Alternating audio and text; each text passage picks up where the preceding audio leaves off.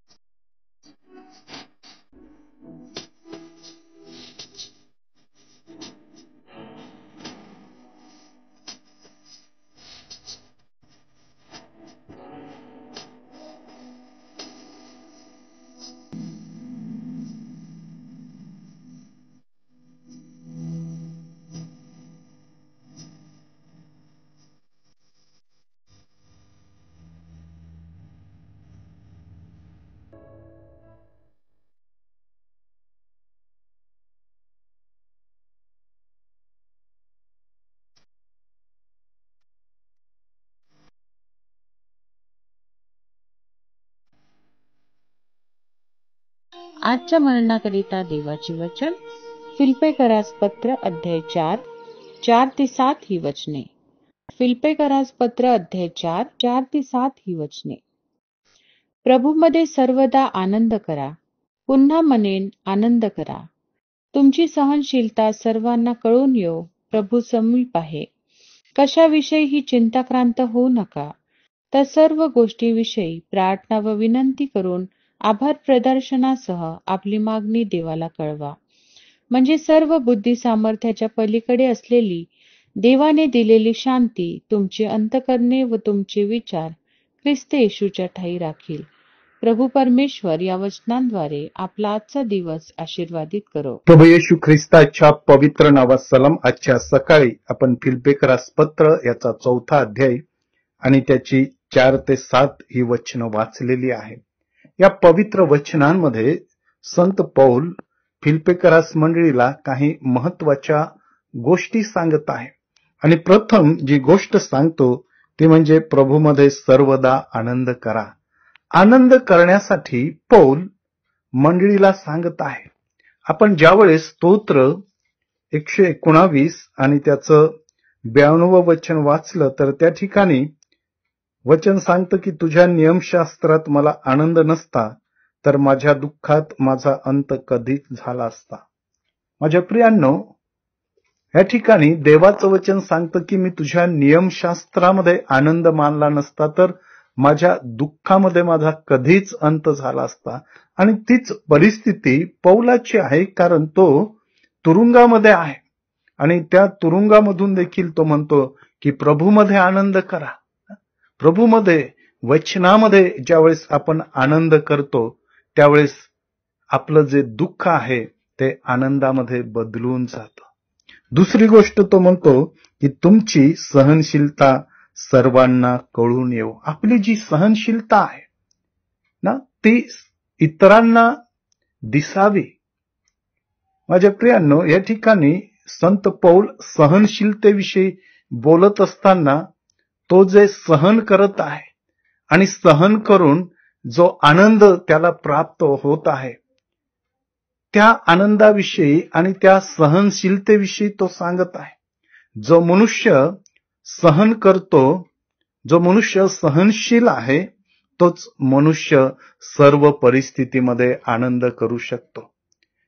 परिस्थिती आपला आनंद हिरावून घेऊ शकत नाही, परंतु आपला जो आनंद आहे तो परिस्थिती बदलतो आणि आपल्याला सहनशीलतेकडे नेतो.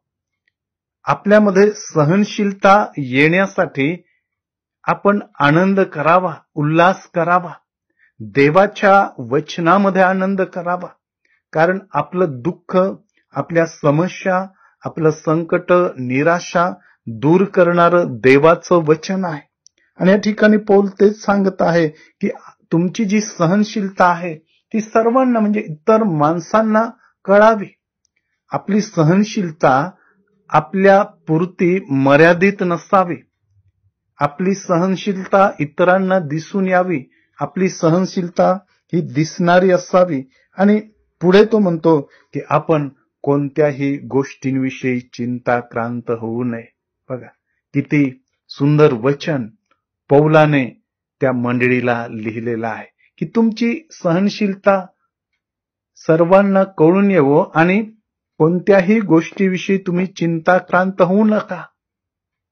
कारण चिंता जर तुम्ही केली तर तुम्ही सहन करणार नाही. जर तुमच्यामध्ये सहनशीलता नाही तर तुमच्यामध्ये आनंद नसणार, आणि आनंद नसणार तर तुम्ही प्रार्थना करणार नाही, आणि तुम्ही चिंता करत बसणार, देवाला मागणार नाही. त्याच्या उलट चिंताक्रांत होऊ नका, तर आपल्या ज्या मागण्या आहे त्या परमेश्वराला कळवा, परमेश्वराला तुम्ही प्रार्थना करा.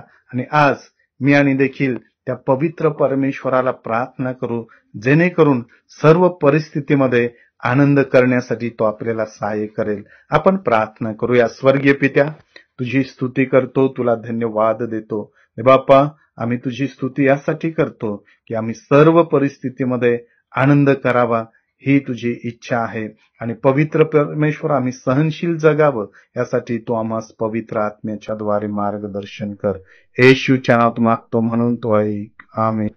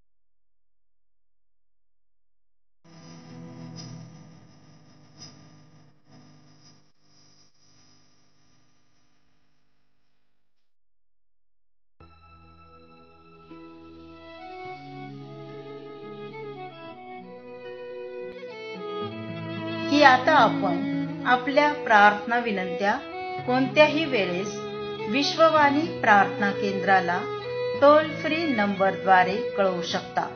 आमचा टोल फ्री नंबर 1800-2700-333. आम्ही आपणासाठी या नंबरवर प्रार्थना करण्यास उपलब्ध आहोत. धन्यवाद.